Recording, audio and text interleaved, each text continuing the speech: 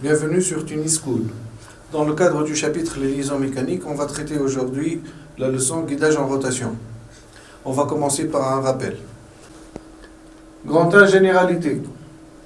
Le guidage en rotation consiste à réaliser une liaison pivot entre un arbre et un alésage, qu'on appelle aussi moyeu. Le symbole de la liaison pivot est le suivant. Alors, celui qui est représenté en rouge, ça c'est l'arbre, et le rectangle en noir, c'est l'alésage ou le moyeu.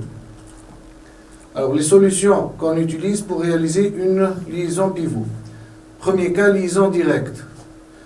Donc, on a par exemple une articulation en chape. On a un contact direct entre cette pièce et l'axe. Donc, le contact se fait au niveau de la surface cylindrique, de cette surface cylindrique et des deux surfaces planes de ce côté-là.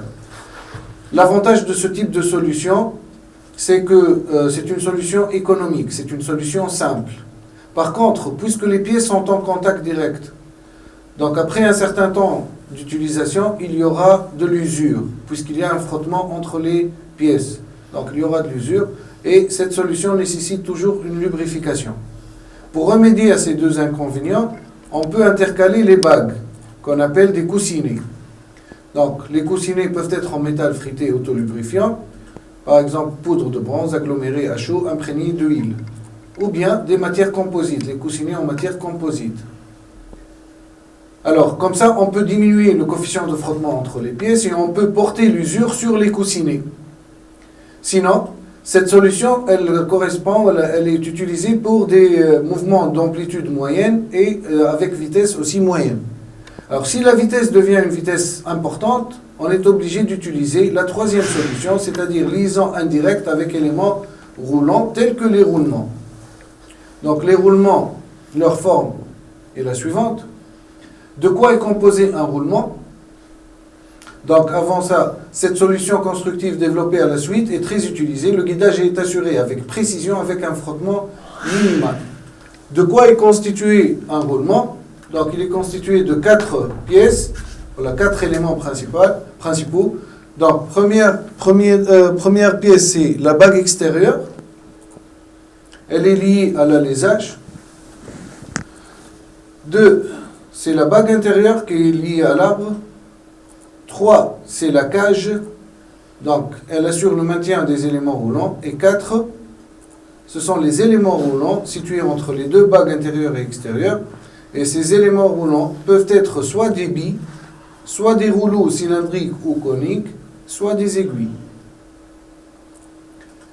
Alors, le choix du roulement se fait en fonction du type de charge supportée par le roulement.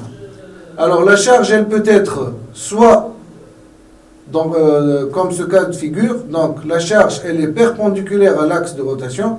On dit qu'on a une charge radiale. Soit la charge, elle peut être suivant l'axe, donc on appelle ça une charge axiale. Soit la charge, elle peut être comme le troisième cas de figure, et on appelle ça une charge combinée. Combinée, ça veut dire faire la charge axiale et la charge radiale. Donc, suivant le type de charge supporté par le roulement et suivant la vitesse de rotation, on choisit le roulement convenable pour le système. Donc, il y a plusieurs types de roulement. Vous trouverez un tableau dans lequel il y a les différents types de roulement dans le cours. Donc, je vais prendre 2 types de roulement pour faire une petite comparaison. Donc, premier type pour les roulements à billes à contact radial et deuxième type pour le roulement à une rangée de billes à contact oblique. Donc, le tableau est la forme du roulement. Ensuite, la représentation normale et conventionnelle. Normale, ça veut dire la représentation du roulement en coupe. Et conventionnel, ça veut dire suivant le symbole. Donc, ensuite, vous trouverez une colonne, l'aptitude à la charge qui peut être radiale ou axiale, et l'aptitude à la vitesse. Et vous avez une dernière colonne, faire les remarques et pour l'utilisation. Donc, c'est par exemple, on compare ici les deux roulements à billes à contact radial et à contact oblique. Premièrement, on remarque qu'il y a une différence au niveau de la forme du roulement. Là, par exemple, le roulement à billes à contact radial, les bagues intérieures et extérieures ont la même épaisseur de chaque côté. Tandis que pour le roulement à billes à contact oblique, l'épaisseur de la bague à ce niveau est inférieure à l'épaisseur de la bague à gauche. Le bague intérieur, l'épaisseur à gauche est inférieure à l'épaisseur qui est à droite. Donc le contact de l'habit avec la bague extérieure et intérieure est incliné. C'est pour ça qu'on les appelle les roulements habits à contact oblique. Si on fait une comparaison à l'aptitude à la charge entre ces deux types de roulements, donc là, par exemple, les deux roulements supportent la charge radiale, donc une charge radiale élevée, tandis que le roulement habit à contact radial ne supporte pas les charges axiales importantes, donc seulement les charges axiales modérées, tandis que le roulement habit à contact oblique, il peut supporter les charges axiales élevées.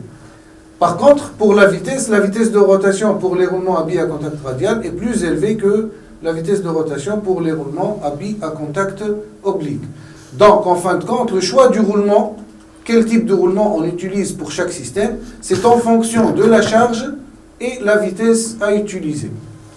Alors, on va s'intéresser au roulement habit à contact radial, les règles de montage de ce type de roulement. Premier cas, arbre tournant par rapport à la charge. Exemple de montage, dans notre cas, l'arbre est tournant et l'alésage est fixe. La première règle, qu'est-ce qu'elle dit? Les bagues intérieures des deux roulements. Puisque l'arbre il va tourner, il doit entraîner avec lui les bagues intérieures. Donc les bagues intérieures doivent être montées serrées sur l'arbre. Et pour que les bagues intérieures soient serrées sur l'arbre, ça veut dire l'ajustement entre les bagues intérieures et l'arbre est un ajustement serré. Pour obtenir un ajustement serré entre l'arbre et les bagues intérieures, la tolérance de l'arbre doit être K6. Donc, dans notre cas, diamètre 13, K6. Pour les bagues extérieures, elles sont fixes avec l'alésage, elles sont montées glissantes. Et pour que les bagues extérieures soient montées glissantes dans l'alésage, l'ajustement entre l'alésage et les bagues extérieures doit être un ajustement avec jeu. Pour obtenir cet ajustement avec jeu, la tolérance de l'alésage doit être H7. Donc, diamètre 40, H7. Donc, première règle, si je résume, puisque l'arbre est tournant, les bagues intérieures doivent être serrées sur l'arbre. Et pour obtenir l'ajustement serré, l'arbre doit être fabriqué avec une tolérance K6. Les bagues extérieures sont montées glissantes dans l'alésage. Et pour avoir un ajustement avec jeu, donc l'alésage est fabriqué avec une tolérance H7. Deuxième règle, les bagues intérieures montées serrées sont arrêtées en translation par 4 obstacles.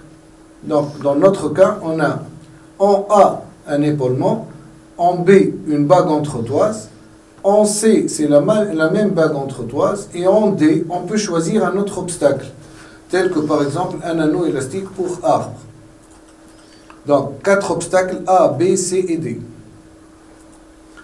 Alors, qui sont disposés de cette façon. A, B, C et D.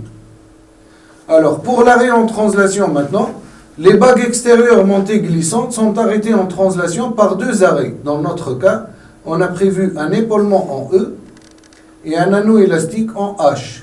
Vous remarquez, en F et G, il n'y a pas d'obstacle. Donc, 2 arrêts, E et H, qui sont disposés de cette façon, E et H.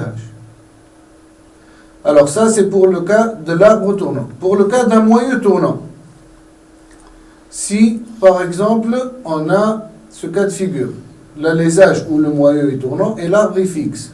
Dans ce cas-là, les bagues intérieures qui sont fixes avec l'arbre, elles doivent être montées glissantes.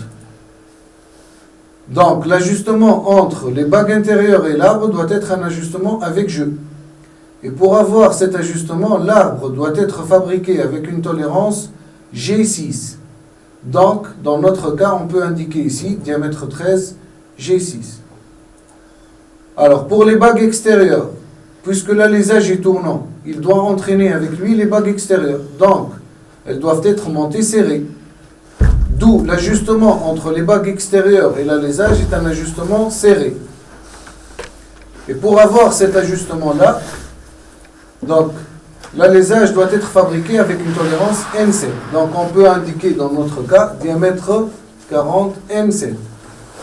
Les arrêts maintenant.